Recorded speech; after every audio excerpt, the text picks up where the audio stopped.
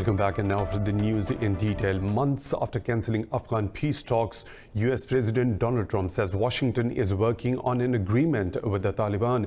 In an interview, Trump said the talks were cancelled when the Taliban killed an American soldier. He said the Taliban wanted to gain a position of strength in the last meeting in Washington, so he had to call off the dialogue. The president said along with rebuilding the US military, he has also worked for peace in Afghanistan. Trump reiterated that US is pulling out of Afghanistan. The statement comes days after the Taliban released 2 professors from Australia and America in an effort to restart the peace process. In the United States, Congresswoman Rashida Tlaib has introduced a resolution in Congress highlighting the crisis in occupied Kashmir. In a tweet, Tlaib says she has introduced Resolution 724 to condemn the abuses in the occupied valley. The resolution says that India has taken an illegal action without consulting Kashmiris. It says New Delhi imposed a curfew in the occupied territory, restricting freedom of expression, assembly and movement. The resolution adds India has arrested minors as young as 9, closed mosques, harassed journalists and created a healthcare crisis. The resolution has also asked the Indian government to end its curfew and release all arrested Kashmiri politicians immediately. China's ambassador to Pakistan, Yao Jing, has rebuffed US criticism of China-Pakistan Economic Corridor. Earlier, US aide on South Asia, Alice Wells, termed CPEC a debt trap for Pakistan, which lacked transparency. Speaking at the CPEC Media Forum in Islamabad, the envoy said Wells' statement fully exposes her ignorance of Pakistan-China relations. He said the US should not cast aspersion over a subject it doesn't understand. Jing said the CPEC projects were investigated and it was unanimously concluded there was no corruption in their affairs. The envoy said the project is a win-win for both Pakistan and China. He said Beijing has always come forward to assist Islamabad in need without any political or government differences.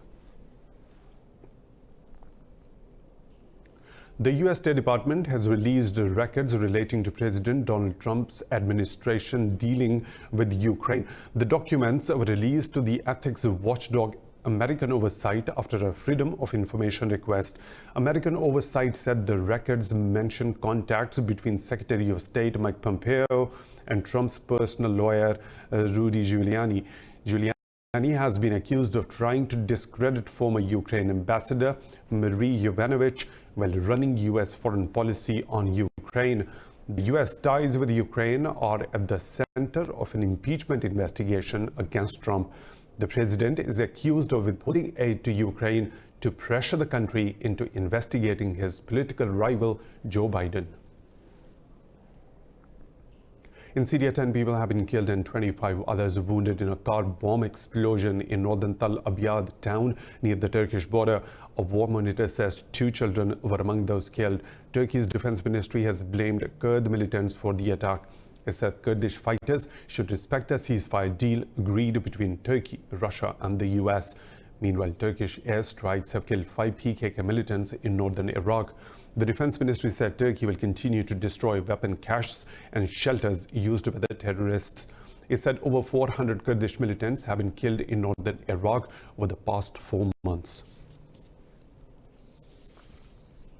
Russia says Syria's constitutional committee should not be burdened with artificial deadlines or the demands of other countries. In a UN Security Council meeting, Russia's Dmitry Polyansky said it is unacceptable for one party to impose targets. Polyansky said no side should put forward requirements for concessions in negotiations. He said the fundamental principles of committee are enshrined in the UN Security Council Resolution 2254. This is meant to promote a political process owned and implemented by Syrian citizens. Meanwhile, the UN Special Envoy for Syria, Geir Pedersen, said he will soon meet with Russian Foreign Minister Sergei Lavrov. Iran says it has detained around 100 protest leaders following demonstrations across the country after a sudden rise in oil prices. Iran's judiciary spokesperson Ghulam Hossein Ismaili said that Revolutionary Guards identified and arrested the individuals.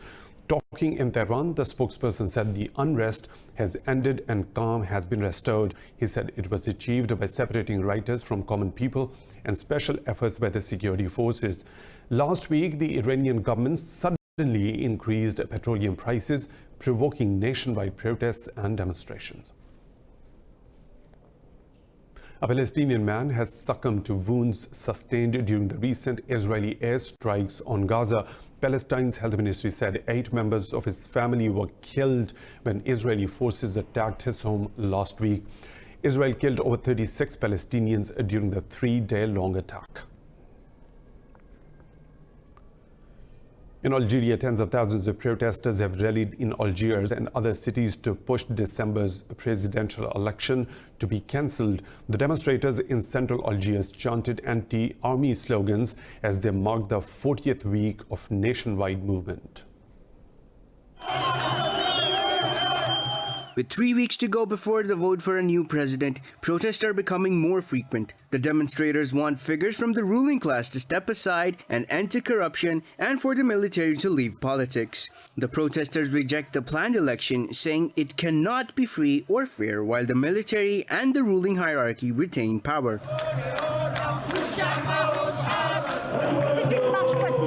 It's a peaceful protest. We went out to say no to the electoral mockery they want to impose on us. And the scandals that are bursting about their candidates prove that people are right to refuse them. They are part of the gang and they are publishing their flies.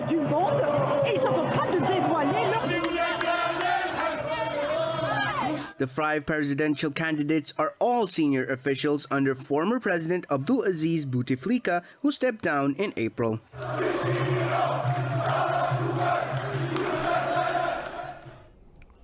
In Colombia, 3 protesters and as many policemen have been killed in mass demonstrations against President Iván Duque's right-wing movement in Bogota.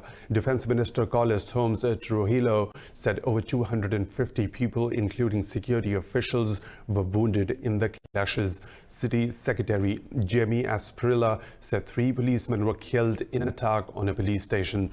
More than 250,000 people marched in a national strike to express growing discontent with the government. Duque has promised a national conversation on social policies after protesters stormed the President's house. He also imposed a curfew after the clashes became violent. A few minutes ago, as Supreme Commander of the military forces and police, and in coordination with the Mayor of Bogota, Enrique Peñalosa, we have set a curfew for the areas of Kennedy, Ciudad Bolivar, and Bosa from 8 p.m. at night and for the whole capital city from 9 p.m. Thousands of protesters plan to march again today through the streets of Bogota and other cities. Now moving on, 50 student protesters holed up inside Hong Kong Polytechnic University have refused to surrender. The siege has entered its 7th day. Riot police have set up high plastic barricades and a fence on the perimeter of the damaged campus. There have been violent clashes at the university since anti-government demonstrations escalated over 5 months ago. Protesters say they will not turn themselves into the police despite needing supplies. I will be here with my fellow protesters until the very last minute to the very last minute to do what is right, and the message will be clear that we will never surrender. Some protesters surrendered in the past few days, while others were held arrested during escape attempts. Police say they have arrested over 1,000 people during the ongoing siege. Now moving on, in northeast England, long-held party allegiances being reshaped by Brexit could trigger a political earthquake at next month's elections. Britain's main opposition Labour Party could be hobbled by its nuanced position on the EU divorce deal. More on Brexit and the coming election in this report. After months of promising to run candidates in all 650 constituencies in December's UK election, Brexit Party leader Nigel Farage announced a change of plan on a visit to the coastal town of Hartlepool. The Brexit Party will not contest the 317 seats the Conservatives won at the last election. Farage said he wanted to avoid splitting the pro-Brexit vote with the Conservatives. The Brexit Party is still running here in Hartlepool, where Labour has held the seat since 1964. But the area's high unemployment and strong support for leaving the EU in the 2016 referendum is making some Labour voters reconsider their party loyalty. I was Labour all my life. I was a union woman. I was a very adamant person. But now it's that. But it's not just Leave voters who are rethinking their choices. Sam Gyimah was a Conservative MP who left the party over its support for Brexit. Now he's standing as a Liberal Democrat in a London seat that's currently held by Labour. He dismisses the idea that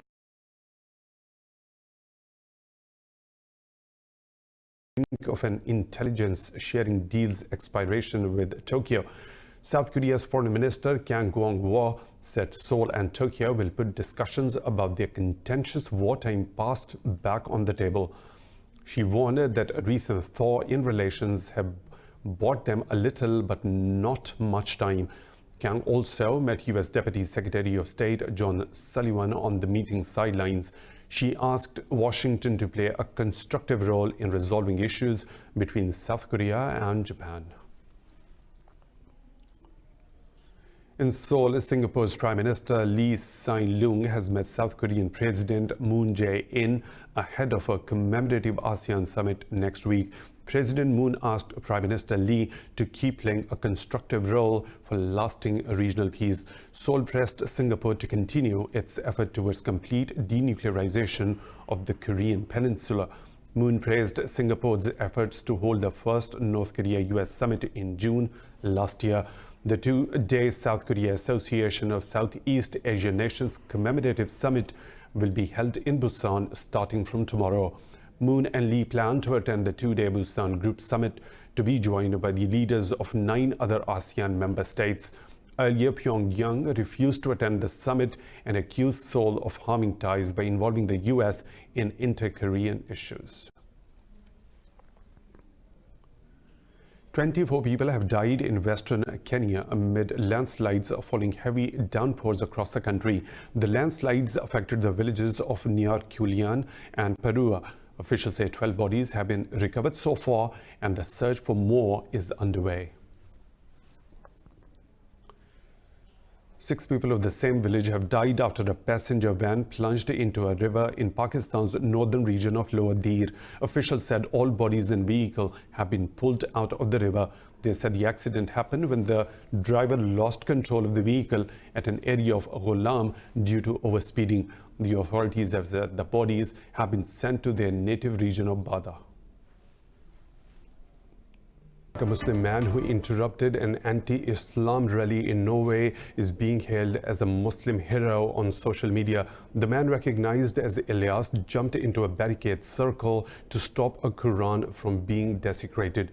Netizens praised Elias and also raised alarm over the rise of Islamophobia in Europe and around the world. The anti-Muslim group named Stop the Islamization of Norway conducted an anti-Islam protest in Kristiansand. Police said a fight broke out after the leader of the rally, Lars Thorsen, tried to burn a copy of the Holy Book. Police have taken Elias and Thorsen both in custody after the rally became violent. Turkey and Pakistan have condemned the act and have called on Norway's government to take action against rising Islamophobia in Norway. In a statement, Turkey has asked the Western world to counter Islamophobia and xenophobia. The World Health Organization has warned that 4 in 5 teens worldwide do not get enough physical activity. In a report, the UN Health Agency has stressed that urgent action is needed to get teenagers off their screens. More in this report. The rise of cell phones and gadgets have reduced the amount of healthy physical activity worldwide. The Global Health Organization has raised alarms over the increase of stationary lifestyle. Even though global targets for increasing physical activity have improved, the study found virtually no change over the 15 period it covered. World Health Organization studies lead author Regina Gotthold have asked countries to focus on exercise. The percentage of those not meeting the recommendations ranged from 66% in Bangladesh to 94% in the Republic of Korea or South Korea. So the message is really, we find a high prevalence pretty much everywhere. Many countries are between 80 and 90% of adolescents not meeting the recommendation for physical activity. Exercise is also seen as an important tool in efforts to stem the global obesity epidemic. The study's co-author, Leanne Riley, has warned against sedentary lifestyle, saying it is not helpful for the teens. Some of the causes that we've identified are, for this particular age group, of course, we have had this electronic revolution that seems to have changed adolescents' movement patterns and encourages them to sit more, to be less active, to drive more, walk less, be more less active in general. The report also highlights that girls need more exercise than boys. But in a number of countries, the gender gap appeared to be linked to cultural pressure on girls to stay home due to safety concerns.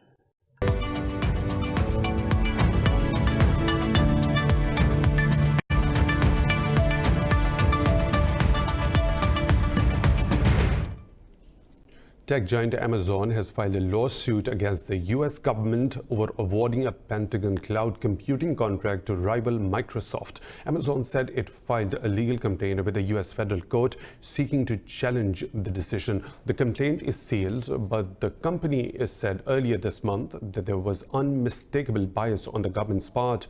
Amazon's competitive bid for the War Cloud project drew criticism from President Donald Trump.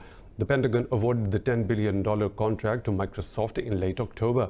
Earlier, U.S. Defense Secretary Mark Esper said the procurement was done fairly without any influence. And that's all for now. For the latest updates, you can follow us on social media at Indus.News.